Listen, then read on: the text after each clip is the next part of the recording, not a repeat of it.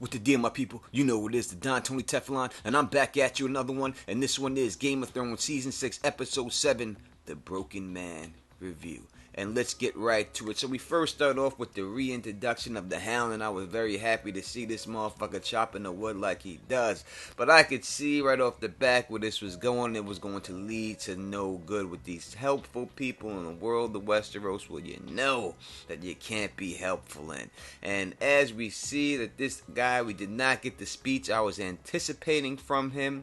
But we did get who I believe is the new Thoros Amir, looks like the new Thoros Amir, and he comes with his thugs, and you knew when he showed up that there was going to be problems. Exactly that is what we get, this bodies laid out. Now, when he approached this person, I really thought that when he turned around, there was going to be somebody behind him, but we did not get that reveal. I really wish that we did get that reveal, but after that, we know what we're going to get.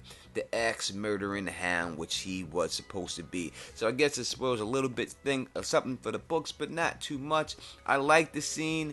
I thought we were going to get the speech. We did not get the speech. I wish we did, but it was decent for what it was. Then transition over to Jon Snow and Sansa in the north trying to rally the troops. And I thought that they'd be able to do this a little bit better than what we've seen. But these wildlings are motherfucking stubborn. I mean, I guess they've been through a lot, but god damn it, son, you owe this man your life, and you need to be fighting for this dude. And why would you think that you would just be safe? Like, these cats are just gonna let you live like that in the north? You crazy? And it isn't really until Tormund points this out to these motherfuckers that they really get the deal. Like, listen, we got no choice but to fight for this dude. So they do eventually join up with Jon and Sansa, and they gotta get their political shit going down, because they are not good, as we seen when they ran into the Glovers.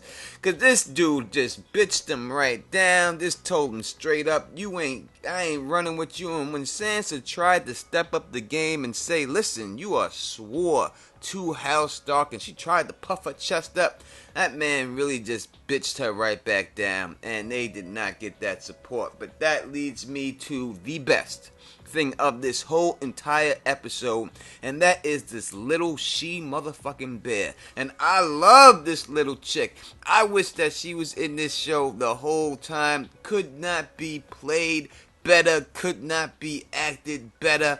This chick was phenomenal. Loved her. You know this wretched girl? Lyanna Mormont, The Lord Commander's niece. Lady of Bear Island, and a child of 10. But they do eventually win her support thanks to Sir Davos. He is the one, but they don't have a lot of troops, boy.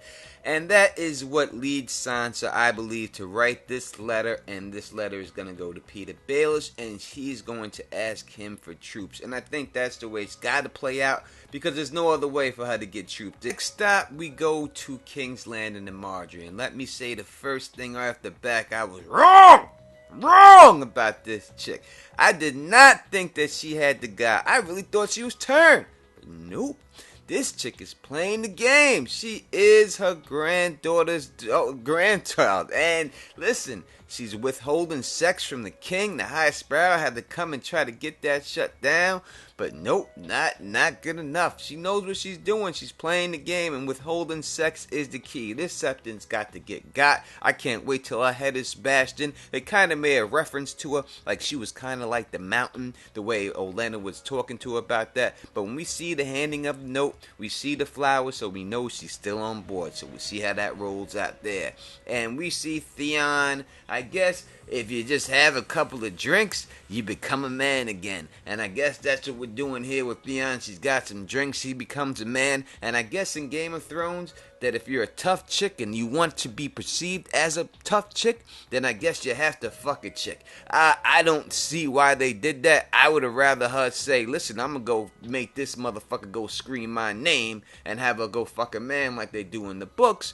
But for some reason, the showrunners think it's in order to portray her as a tough chick, they'd rather her fuck a chick. But hey, it is what it is. That brings us to River Run. Not a lot happened in River Run. I was pretty much disappointed with this scene. I guess it really just sets things up for next week coming up, but we see the dirty phrase. We see they have no idea how to hold the seas. They have no military commanding or anything. They have no balls to execute what they're going to say that they're going to do. So I guess Jaime's going to have to come in there, and basically there's not really much to say here, but we are going to have to wait until next week to see exactly what goes down here. And I do look forward to seeing what goes down next week. So let's talk about my favorite chick, Arya. And she finds money, and we see that she's going to get back to Westeros.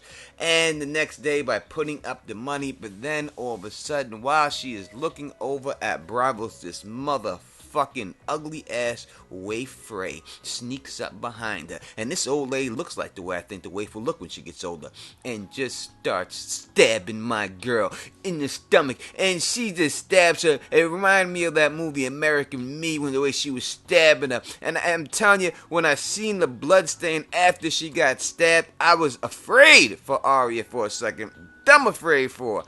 I hate this motherfucking Waif Frey. Waif Frey has got to go. Now, I always thought the battle would go in 2 parts, and Waif Frey's going to win the first part, and she did win the first round. So bravo for you, Waif Frey, winning the first round, but I'm telling you the second round will be different. Arya does make her escape and get out of there, but the thing that makes me nervous is that she's shook, and you can see everybody that she's looking at. She don't know who is who and what is what, and she's got to get her shit together if she's going to be able to defeat this chick. You can't go in there all scared and nervous or anything like that. You got to do your thing. So overall, this episode, listen, I'm not going to tell you the bullshit and say this is the greatest episode in the world, everything is awesome. I'm going to tell you the truth. This episode is a 6.5, alright? It's the worst episode of the season. It's not bad, but it's the worst episode of the season.